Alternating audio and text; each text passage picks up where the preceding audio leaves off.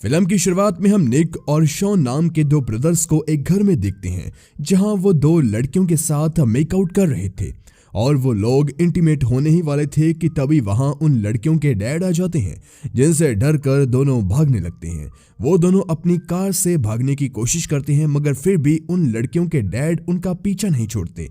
थोड़ी देर बाद निक और शॉन देखते हैं कि आगे रास्ता ब्लॉक है, इसलिए वो कुछ दीवार फांदते हैं लेकिन वो एक पूल में गिर जाते हैं जहां उन्हें दो लड़कियां दिखती हैं। फिर वो दोनों उन लड़कियों पर लाइन मारते हैं। इसके बाद सीन शिफ्ट होता है प्लेग्राउंड में जहां निक और शॉन गेम पे कम और लड़कियों पर ज्यादा ध्यान दे रहे थे, इसलिए उनके टीममेट्स और कोच उन्हें डांटते हैं क्योंकि इसकी वजह से वो लोग गेम हार सकते हैं। फिर सीन इनके हाई स्कूल में शिफ्ट होता है जहां हमें पता चलता है कि इन दोनों पे कई लड़कियां मरती हैं। यहाँ एक मैडी नाम की लड़की शॉन की काफ़ी तारीफ करती है क्योंकि उसने मैडी की बायोलॉजी स्टडी करने में काफ़ी मदद की थी। वही थोड़ी ही देर में जेनिफर नाम की एक लड़की निक के पास आती है। तब हमें पता चलता है कि निक इतनी लड़कियों के साथ टाइम स्पेंड करता है कि उसे लड़कियों के नाम तक याद नहीं रहते और तभी जेनिफर निक को आज रात के बॉनफायर में आने को कहती है।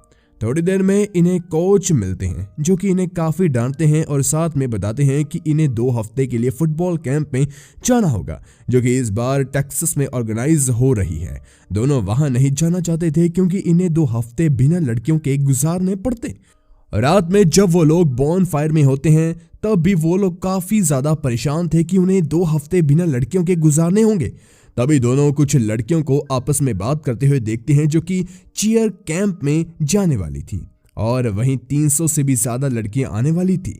ये जानकर निक और शॉन भी सोचते हैं कि क्यों ना वो भी चीयर लीडर बन जाए।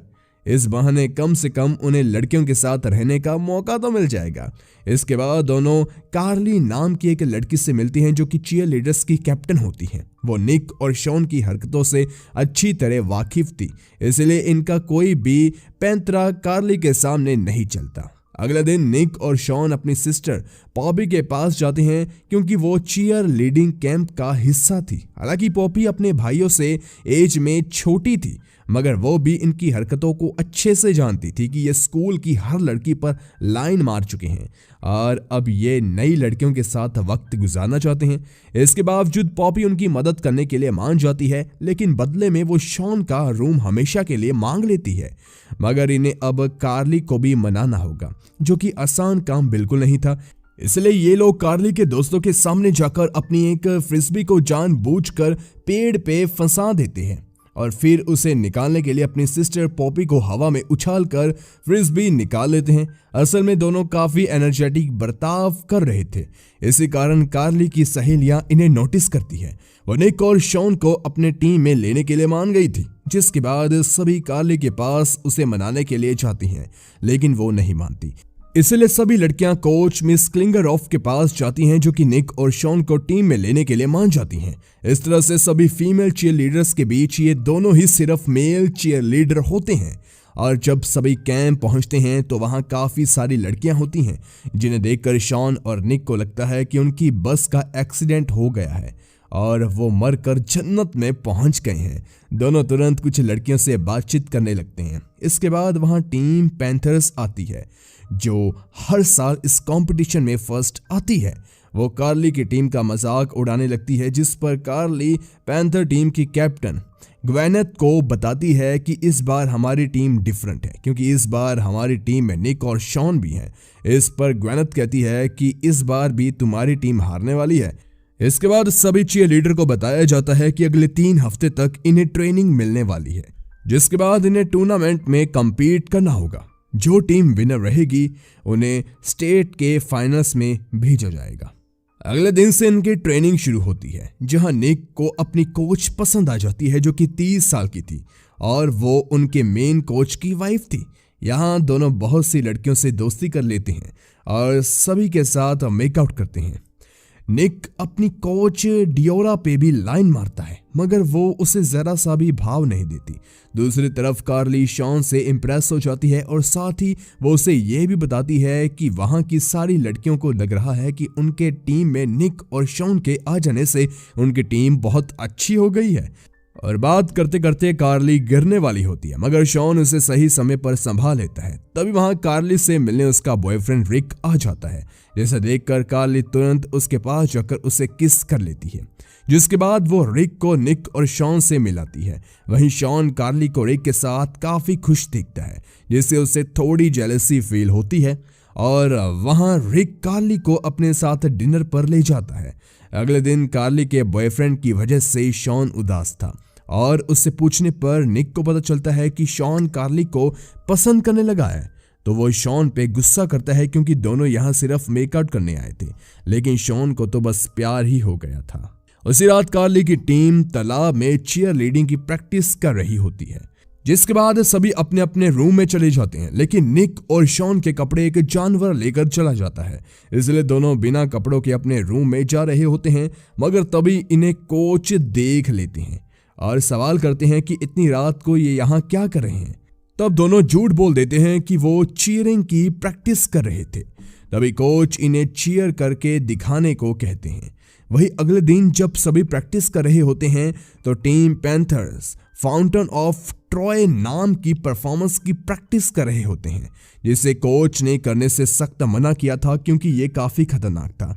मगर पैंथर्स कोच की बात नहीं मानती और थोड़ी ही देर में पैंथर्स की लड़कियां गिर जाती है, इससे उन्हें काफी चोट लगती है। तब वो लोग भी इस स्टंट को करने से पीछे हट जाते हैं। रात में निक और शॉन रिक को उसके दोस्तों से बात करते हुए देखते हैं और तभी उसे पता चलता है कि रिक कार्ली का इस्तेमाल कर रहा है। ये जानने के बाद शॉन को काफी गुस्सा आता है और वो कार्ली को सब बताना चाहता था, लेकिन निक उसे रोकता है। तभी वहां कार्ली आ जाती है और शॉन से बातें ही कर रही होती है कि तभी वहां रिक भी आ जाता है और कार्ली को फिर से डिनर पर लेकर चला जाता है।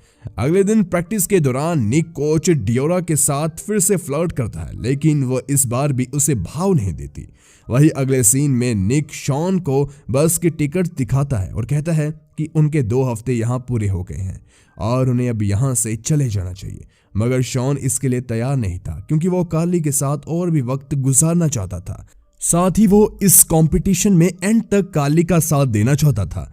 इस बात से निक काफी ज्यादा ही नाराज होता है, लेकिन फिर भी वो शॉन के लिए उसके साथ रुकने को तैयार हो जाता है। इसलिए दोनों फिर से प्रैक्टिस करने चले जाते हैं। अभी तक कार्ली की टीम टाइगर्स को अपने प्रैक्टिस पे भरोसा नहीं था, वो कंपटीशन से काफी डरे हुए थे।